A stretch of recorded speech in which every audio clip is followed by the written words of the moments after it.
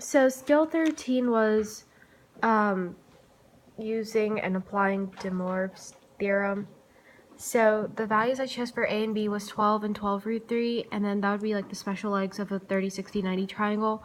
So we had to calculate the seventh power of z when z equals a minus bi. So mine would be 12 minus 12 root 3i to the power of 7. So first I drew a small illustration, and since this is minus bi, the 12 root 3 would be going downwards. So when determining theta, that would be 60 degrees. However, it would be in the fourth quadrant. So in radians, it would be 5 pi over 3. And I found the modulus to be 24, which is just the c value. So the format is z equals r cosine theta plus I sine theta. And then the r is the modulus, so mine would be 24. And then my theta value is 5 pi over 3 because that's 60 degrees in the fourth quadrant.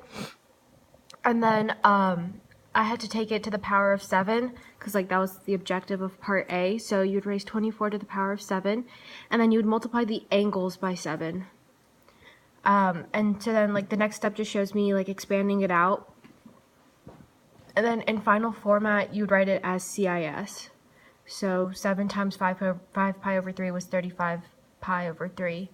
And then this long number is just 24 to the power of 7. And now for part B, the objective was to find the fifth root of z.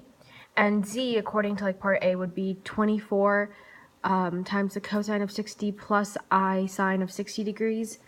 And so you would take the fifth root of your r value, which mine is 24, so I would take the fifth root of 24.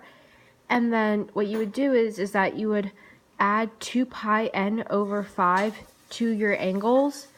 And the 2 pi over 5 is basically 360 degrees divided by 5, because the number 5 could be any number that you want. It just that number has to correspond to what root you are finding. So since I'm finding the fifth root, I would divide 360 degrees by 5. And then the n represents the number of roots that you're trying to get.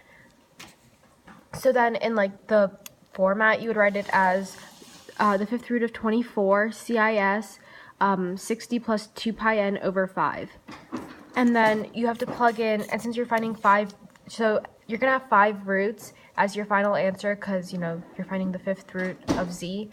So you start off with 0 and you go up to 4. So when n equals 0, it would be the fifth root of 24, CIS 12. So you would just plug in 0 for n and then do basic algebra. And so I plugged in n equals 1, n equals 2, n equals 3, n equals 4, then these are my 5 roots. And if you see, you can see that you're adding 72 degrees every time to the angle, and that makes sense because, 360 divided by 5 is 72. And that's scale 13.